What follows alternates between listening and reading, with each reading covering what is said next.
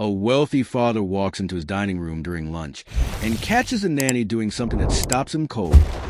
What happens next will make you question everything you think you know about the people who work in your home. Marcus Chun didn't get to where he was by trusting people. At 47 years old, he'd built a manufacturing empire worth $200 million from absolutely nothing. He knew every trick in the book because he'd seen them all. Employees stealing time, faking injuries, cutting corners when they thought the boss wasn't looking.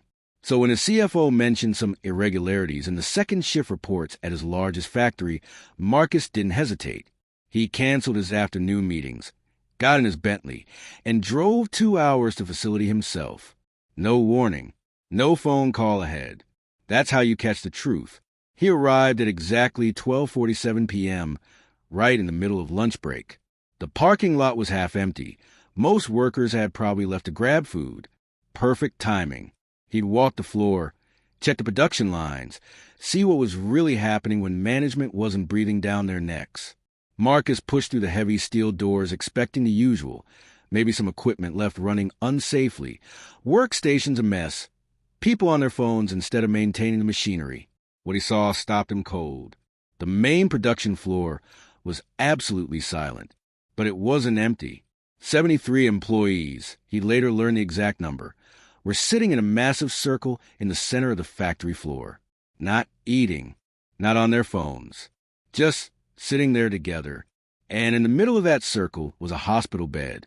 Marcus felt his blood run cold. His first thought was lawsuit. Someone got hurt. They're staging something. This is going to cost me millions. He started walking faster, his Italian leather shoes clicking against concrete, his jaw clenched. But as he got closer, he heard something that made him freeze. Singing. They were singing Happy Birthday. 73 grown adults, many of them covered in grease and wearing safety goggles pushed up on their foreheads, singing to a man lying in that hospital bed. And that's when Marcus recognized him. Samuel Rodriguez, 31 years. The man had worked for him for 31 years, starting back when Marcus was running operations out of garage with just 8 employees. Samuel was employee number 4. He'd been there for every expansion, every crisis, every impossible deadline. Marcus had gotten an email 2 months ago. Samuel had staged for cancer. He'd sent a fruit basket to the hospital. He thought that was generous. But he hadn't visited, hadn't called. There were quarterly earnings to worry about, investor meetings, expansion plans. He'd told himself he'd make time later. Now Samuel was here, in the factory, hooked up to portable oxygen, looking like he weighed maybe 90 pounds, his skin almost gray. And every single person on the second shift had given up their lunch break to be with him. What the hell is going on here? Marcus's voice came out harder than he intended, echoing across the floor. 73 heads turned at once. The singing stopped. You could hear the oxygen machine beeping. A woman stood up. Teresa Valdez, line supervisor, 12 years with the company. Her eyes were red, but her voice was steady. Mr. Chun. Samuel wanted to see the floor one more time. The hospice nurse said he had maybe a week left.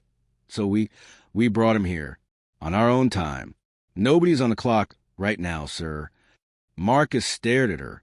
You brought a dying man to a factory? He asked us to. This voice came from behind him. Jorge Martinez, maintenance chief, 26 years. Said he wanted to smell the machine oil one more time. Wanted to hear the sounds. This place, it was his life. Something sharp twisted in Marcus's chest. His life? This place was his life. Teresa stepped closer, and there was something fierce in her eyes now. Sir, with respect, you don't understand.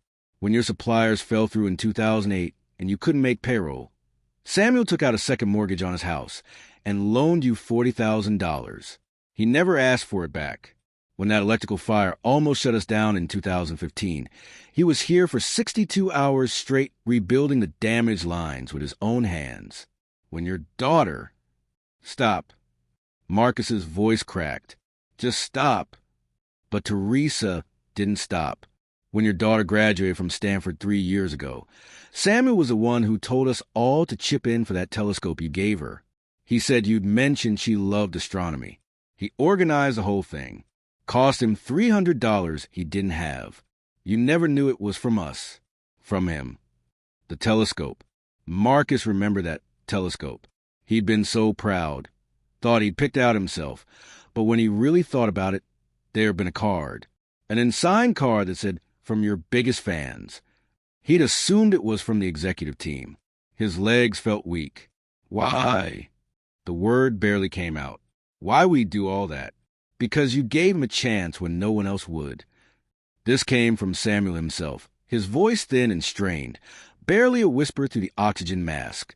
I was fresh out of prison, Mr. Chun, 31 years ago. Nobody would hire me. Nobody. You looked at my resume, saw the gap, asked me straight up what happened. I told you the truth. Drugs, robbery, 18 months served. And you said, that was yesterday. Today you're standing in front of me asking for work. So let's see what today brings. Marcus couldn't breathe. He didn't remember that. How did he not remember that?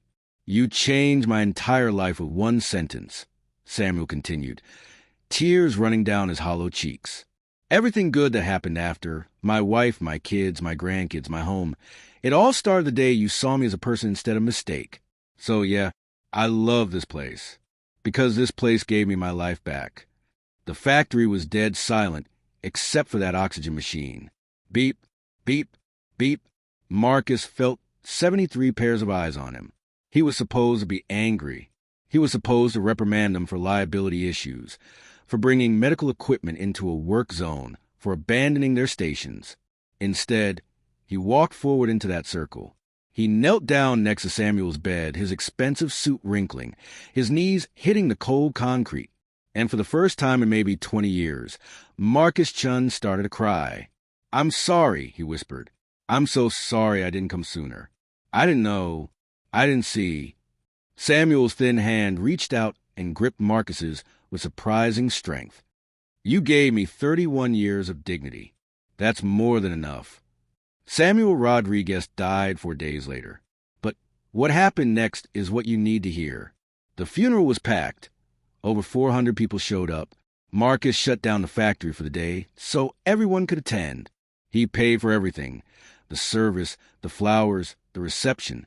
He stood up and told the story of the man who believed in him when the company was nothing, who sacrificed everything expecting nothing in return. And then he made an announcement. Starting immediately, every employee in the company would receive full health care coverage for life, including after retirement. He was establishing the Samuel Rodriguez Foundation, funded with $10 million, to help formerly incarcerated individuals find employment and housing. And he was changing his entire management philosophy. No more surprise visits, no more suspicious monitoring. Instead, he'd be having lunch with a different employee every single week, learning their stories, understanding their lives. For 31 years, Marcus told a crowd of hundreds, a man loved my company more than I did, and I was too busy counting money to notice. I will never make that mistake again. Today, 3 years later, Marcus Chun runs one of the most sought-after companies to work for in the entire country. Turnover is almost zero. Productivity is an all-time high, because people don't just work for a paycheck. They work for someone who sees them, someone who values them, someone who remembers that behind every clock-in, every shift, every task, there's a human being with a story that matters. Samuel never knew that his final visit to that factory floor would change everything. But that's the thing about love, isn't it? Real love. The kind that shows up, that sacrifices, that believes in people even when they don't believe in themselves. That kind of love never dies. It transforms everything it touches. And sometimes it takes losing everything to finally understand what you had all along.